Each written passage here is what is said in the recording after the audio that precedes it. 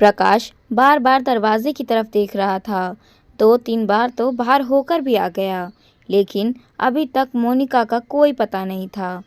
2-3 बार phone उठाकर phone भी try कर लिए, पर मोनिका ने फ़ोन नहीं उठाया। 1-2 बार बड़ी उम्मीद के साथ रसोई में काम करती हुई अपनी पत्नी साधना की तरफ भी देखा, पर साधना ने ध्यान तक नहीं दिया। गुस्सा भी बहुत आ रहा था उस पर कुछ कह नहीं सकता था, क्योंकि साधना जवाब देना सीख चुकी थी। अचानक अंदर कमरे में से माँ माधवी जी के कर्राने की आवाज़ आई, तो अंदर कमरे में आकर देखा, माँ उदास से बिस्तर पर पड़ी हुई थी। आंखों में से कुछ बूंदें आंसू के गिर चुकी थी। बड़ी उदासी के साथ उन्होंने प्रकाश की तरफ देखा, फिर उन्होंने दूसरी तरफ मुंह कर लिया। देखकर प्रकाश सिर्फ इतना ही बोला, बस माँ, मोनिका अभी थोड़ी देर में आती होगी, आप परेशान न हो। आखिर वापस मोबाइल उठाकर मोनिका को फ़ोन करने लगा। इतने में मोबाइल का रिंग दरवाजे पर ही महसूस हुई। बाहर जाकर देखा तो मोनिका आ चुकी थी। उसे देखते ही प्रकाश बोला, मोनिका, तुम आज भी लेट आई हो। माँ कब से तुम्हारा इंतज़ार कर रही है। भैया जी क्या बताएं, कितनी ही कोशिश कर लो पर ट्रैफिक के कारण लेट हो ही जाती हूँ। अच्छा ठीक है, जाओ पहले माँ के पास जाओ।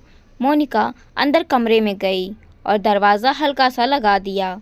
इधर प्रकाश अभी भी गुस्से में अपनी पत्नी साधना को घूर रहा था, पर साधना निरंतर वैसे ही काम किए जा रही थी, जैसे कुछ हुआ ही ना हो। प्रकाश लड़ने के मूड में रसोई में आया। इससे पहले कि वो कुछ कहता, साधना ने अपना टिफ़िन पैक किया और रसोई से निकलकर अपना बैग उठाया और अपने स्कूल के लिए रवाना हो गई। प्रकाश को गुस्सा तो बहुत आ रहा था, पर क्या कर सकता था। आखिरकार उसने मोनिका के लिए चाय चढ़ाई और चाय का कप बाहर हॉल में रखकर मोनिका को आवाज़ दे दी, मोनिका, अपनी चाय ले जाओ। इतने में मोनिका निकलकर बाहर आई और चाय उठाने लगी, तो प्रकाश ने पूछा, माँ ठीक है। उसके सवाल को सुनकर मोनिका ने प्रकाश की तरफ देखा और कहा, हाँ भैया जी, माँ जी ठीक है। सुबह से कई बार पूछ चुका हूँ, पर वो कुछ जवाब ही नहीं दे रही थी। अभी भी प्रकाश ने सवाल किया, तो मोनिका ने जवाब दिया, वो दरअसल भैया जी, उनके कपड़े गंदे हो गए थे, इसीलिए वो परेशान हो रही थी।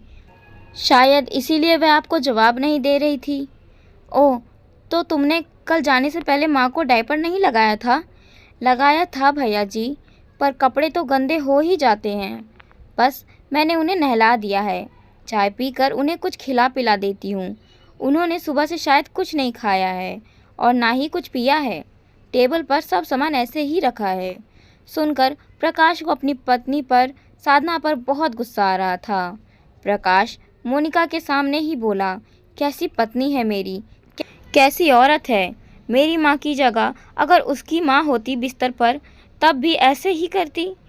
कभी माँ के कमरे में जाकर झांकती तक नहीं है। माँ सुबह से परेशान है, शर्म के मारे अपने बेटे को नहीं कह पा रही, तो कम से कम बहू होने के नाते वही पूछ लेती, लेकिन नहीं, पता नहीं मन में क्या लेकर बैठी है। सचमुच भैया जी, आपको पता नहीं कि भाभी जी मन में क्या लेकर बैठी है। मोनिका के सवाल से प्रकाश हस्तप्रभ रह गया। बस इतना ही कहा, तुम माँ का ख्याल रखो। प्रकाश वहीं बैठ गया और मोनिका अपनी चाय लेकर अंदर माधवी जी के पास चली गई। बैठे बैठे ही अतीत की गलियारों में घूमने लगा, जब साधना उसकी दुल्हन बनकर इस घर में आई थी। घर में माँ माधवी जी, ननद वैष्णवी और प्रकाश ही थे।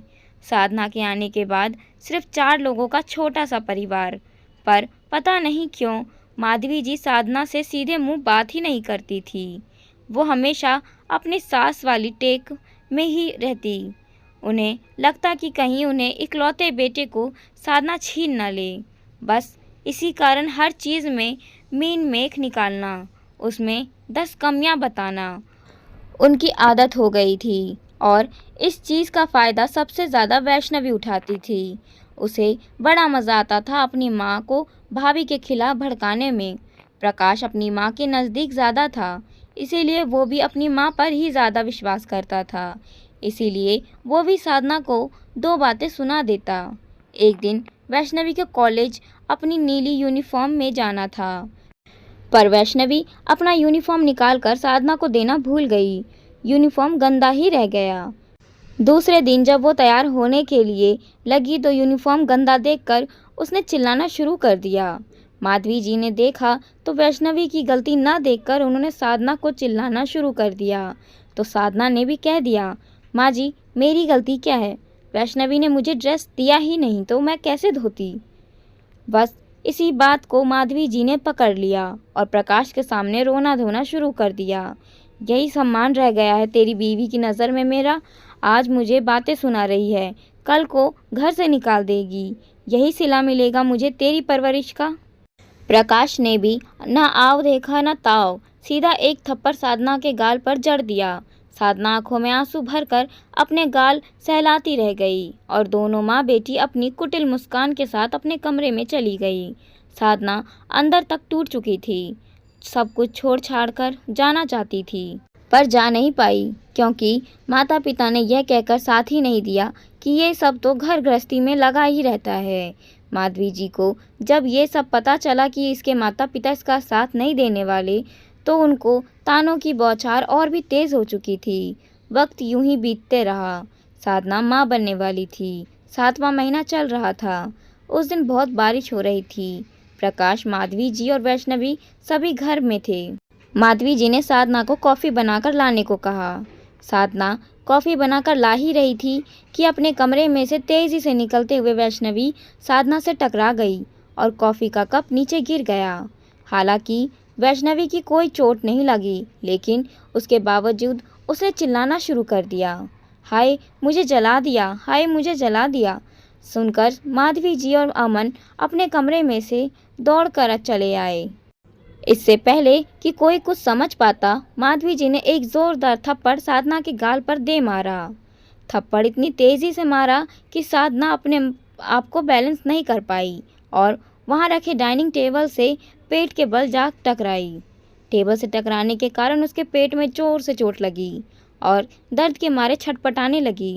प्रकाश तो कुछ कह ही नहीं पाया, पर साधना को छटपटाते देखकर प्रकाश साधना को लेकर हॉस्पिटल लेकर रवाना हुआ। वहां पहुंचा तो पता चला साधना का मिसकैरेज हो गया।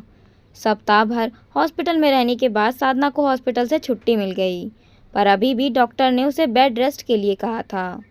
माधवी जी ने साफ कह दिया था कि हम इसकी देखभाल नहीं करेंगे, इसे इसके माँ बाप के घर छोड़ा।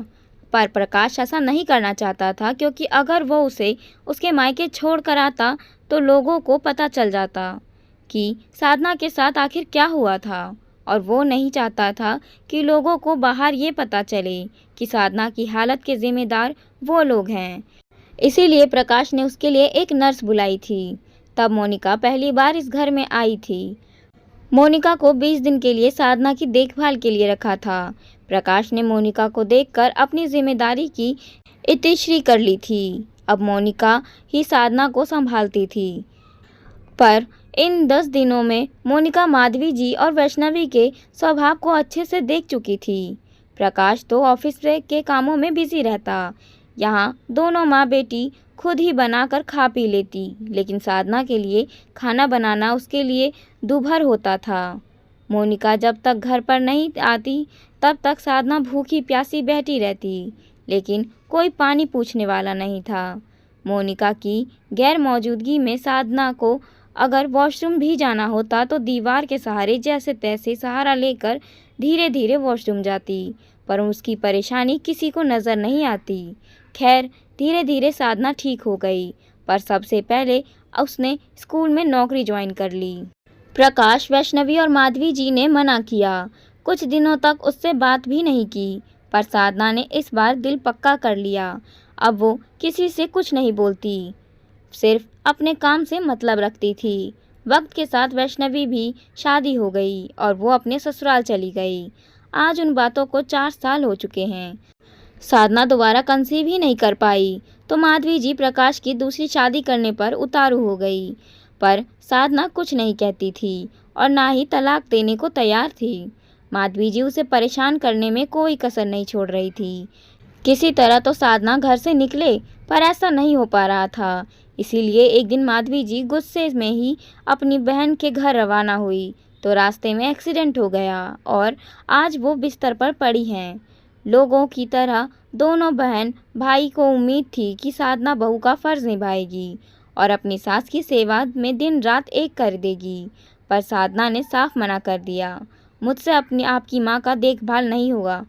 या तो नर्स रख लीजिए या फिर उनकी बेटी को बुला लीजिए, क्योंकि हर थप्पड़ अपनी कीमत चुकाता है और मैं कोई देवी नहीं जो इतना कुछ होने के बावजूद भी इनकी सेवा करूं। जिस तरह से साधना ने घृणा की दृष्टि से माधवी जी को देखा था, प्रकाश और वैष्णवी ही नहीं, माधवी जी भी अपने नज़रों में झुक चुकी थी। वैष्णवी ने ससुराल से यहाँ आकर रहने के लिए साफ मना कर दिया था, इसीलिए एक बार फिर मोनिका को बुलाया गया था। ये अलग बात है कि साधना घर से जाने से पहले प्रकाश और माधवी जी का खाना भी तैयार करके जाती थी, काम सारे करती थी, बस सेवा नहीं करती थी। और आज किसी की हिम्मत नहीं थी कि वो साधना से ये कह दे कि तुम माँ की सेवा कर लो।